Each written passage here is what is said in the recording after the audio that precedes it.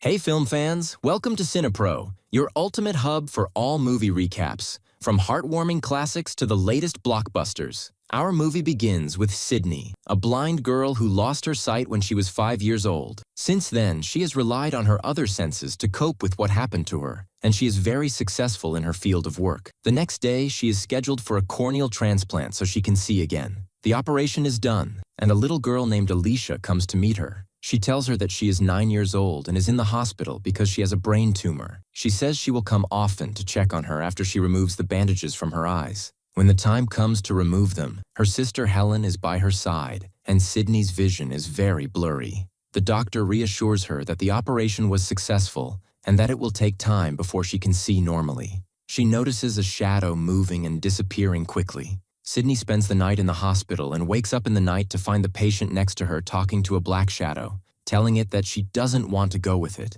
But then she gets up and leaves the room with it. Sydney follows them to see where the person is taking her, but she finds they have disappeared. Suddenly, she sees many shadows appear around her and then all vanish. She returns to her room and wakes up in the morning to find the bed next to her empty, and she learns that the patient died the previous day. Sydney's case is closely followed by her doctor. She asks about the donor who gave her the cornea, but he tells her that he doesn't have that information and that it's not important as long as the operation was successful, which is the most important thing now. When it's time for her to be discharged from the hospital, she says goodbye to her friend Alicia and takes a photo with her for memory. Her sister takes her home, where she finds a party has been thrown for her to celebrate the success of her operation. She feels exhausted from all the effort and ends the party on a good note, then goes to sleep. But she wakes up from a nightmare about a gas leak in the stove and someone suffocating her. She wakes up terrified, tries to calm herself, and goes back to sleep. She goes again to consult with Paul, who is following her case, to help her adapt to her new situation. He learns from her that she lost her sight at the age of 5 because of playing with fireworks with her sister,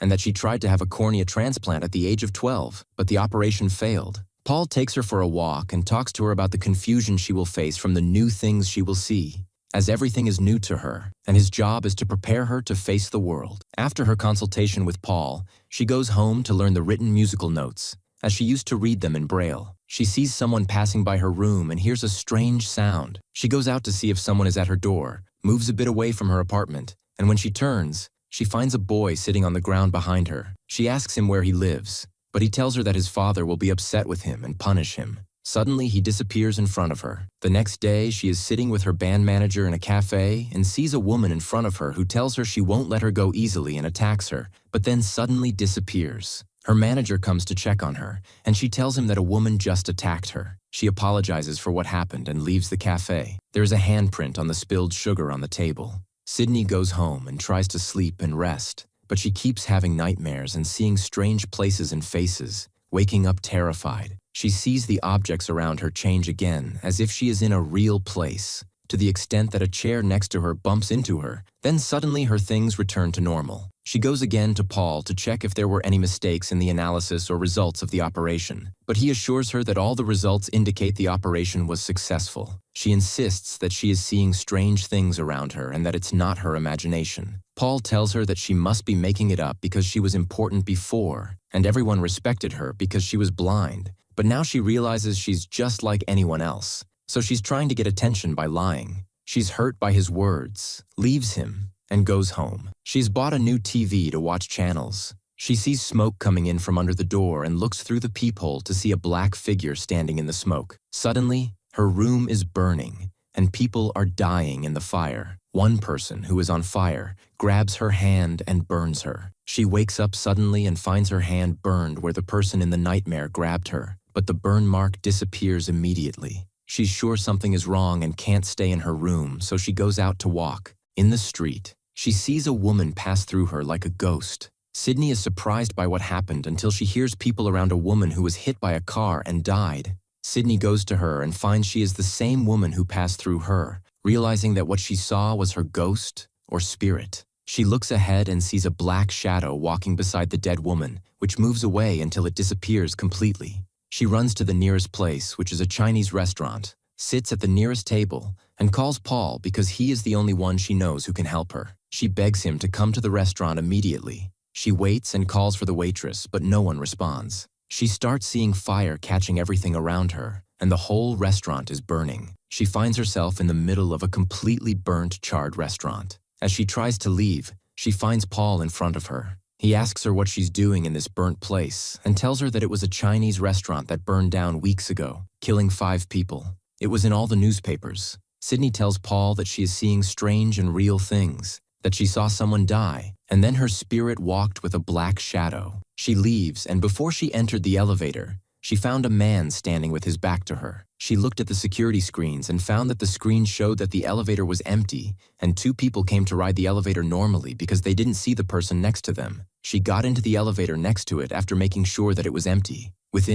She goes up, the same person appears next to her again, and she keeps telling herself that what is happening is not real. And the person starts to appear as if he is flying in the air and approaches Sydney. And as soon as the front door opens, she runs to her apartment, but she sees the child who was standing in front of her before, and he tells her that his father will punish him. And she looks at him again and finds him jumping from the building window, so she wants to save him. But she finds that the window is closed, and she keeps breaking it to look at the child, and finds that the street is empty and there is no one dead. She finds the street empty, with no dead people. She returns to her apartment. Suddenly, the boy appears again and starts chasing her. She runs into her apartment and breaks all the lights inside. She goes to the bathroom to wash the wound on her hand. She closes all the curtains so that no light enters the house and locks herself inside, refusing to answer anyone on the phone, until her sister is forced to answer the phone and then decides to call Paul to check on her in person. Paul comes to her and finds her isolating herself in her room, refusing to let any light into the room. Paul tries to light up the place and sees that Sydney needs to go to the hospital because of her hand wound. He makes her stay a day in the hospital, and night falls. Her friend Alicia comes to visit her and tells her that her tumor has healed, and it's time for her to leave. She leaves the room, and Sydney follows her, finding her walking with a shadow and moving away until she disappears. Sydney runs after her to stop her from going with the shadow, but they disappear in front of her, and she realizes that Alicia has died. Sydney collapses and cries on the floor and returns to her room. The next day, her sister Helen sits in front of her and tells Sydney that Alicia has passed away and shows her the photo they took together. When Sydney sees her photo, she can't recognize herself with Alicia and tells them that this isn't her and that she doesn't know who is in the photo. She runs to the bathroom mirror and indeed sees herself looking different from how she appears in the photo with Alicia. After leaving the hospital, she searches for the side effects of organ transplants, but finds that corneal transplants do not have any symptoms similar to what happened to her. She turns to Paul to help her find out who the donor of her cornea was and who the person she sees in the mirror every day is. But he refuses to help her because it's illegal. She leaves and returns to her apartment with her sister, afraid to take the elevator. After making sure it's empty, she gets in with her sister and finds their neighbor inside. When it's the neighbor's turn, Sydney sees the child standing outside the elevator. Sydney keeps staring at him until the neighbor asks if she can see her dead son, Tony, and Sydney can't reply. They reach her apartment, and Sydney keeps seeing this woman in the mirror, talking to herself as if she's speaking to someone in front of her. The figure in the mirror says she wants to help her. Suddenly, Sydney's hand moves by itself, and she opens her eyes wide, seeing people dying in a fire until she can't take it anymore. Sydney breaks the mirror in front of her, goes to her sister, and tells her she needs to know who the donor is. Paul decides to help her, and they meet somewhere, where he gives her an envelope with the donor's information and tells her the donor is from Mexico. They decide to travel to Mexico together. As soon as they arrive, she sees something like a shadow with the car, and it catches fire, then disappears. Sydney asks Paul to stop by a large burned factory, and they get out together to look for anyone in the area.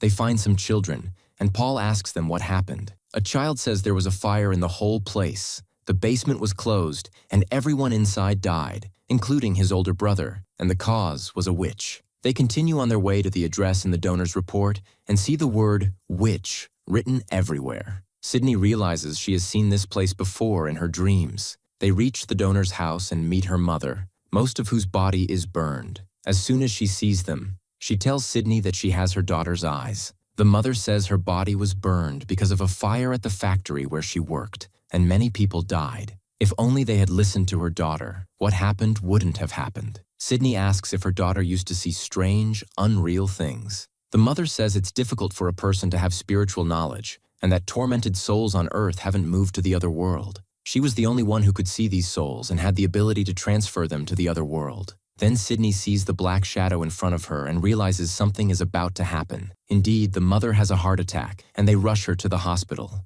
Paul asks Sydney to stay at the house until he returns. Sydney enters Anna's room and starts seeing what happened in the factory before the fire. She sees all the shadows surrounding the people in the factory and understands something is going to happen. Anna tried to save them, but they refused to believe her. Then the fire happened, and the whole town accused her of being a witch and causing the fire, pushing her to suicide. Sydney wakes up to the sound coming from the basement and finds its door closing in front of her. She runs to see who's down there and sees Anna hanging herself. She tries to save her but fails, and she's the only one who can see her. Paul comes down and sees her condition and apologizes for not believing her. He takes her from the house to return home. Sydney learns that Anna's mother died in the hospital. They try to leave, but the road is blocked by police because they are chasing a criminal. Sydney sees a girl in the car next to her who looks like the girl she dreamed of. She gets out and moves among the cars, seeing many black shadows around her. She realizes an accident will happen there, and that all her dreams were visions of the future, of what is about to happen. She notices a gasoline truck nearby, which will cause the death of everyone around. She starts warning people that a bomb is about to explode and they need to get away. She succeeds in getting everyone away from the explosion site. Suddenly, a speeding car crashes into the gasoline truck and explodes. The explosion is so powerful that all the parked cars catch fire. Sydney looks at the explosion, and the glass in front of her shatters and enters her eye. She is immediately taken to the hospital, and Sydney loses her sight again, returning to her life as it was before. And she would be happy that she was able to save all the lives from death, and that this is what Anna was helping her with, so she could succeed where Anna had failed. If you liked today's video, don't forget to like, subscribe to the channel, and activate the bell to receive all new updates. See you in the next video.